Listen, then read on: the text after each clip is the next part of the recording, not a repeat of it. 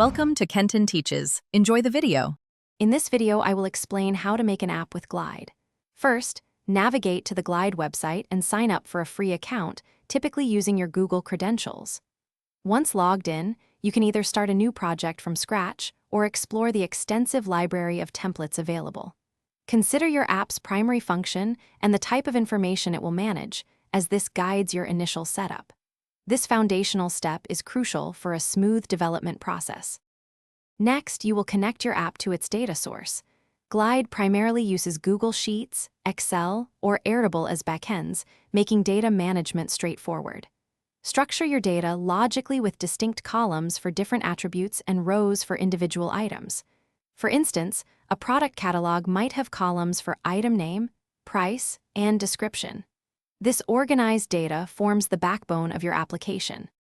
Now, let's focus on designing your app's interface. Glide offers a drag-and-drop editor where you can add and arrange components such as lists, detail screens, and forms. You can customize each component to display specific data from your connected source. For example, a list component can show all items from a sheet, while a details screen provides more information when an item is selected. This visual builder makes design intuitive. Finally, it's time to publish and share your creation. Before publishing, thoroughly preview your app on various devices to confirm it looks and functions perfectly across different screen sizes. Once satisfied, you can publish your app, receiving a unique URL and a QR code.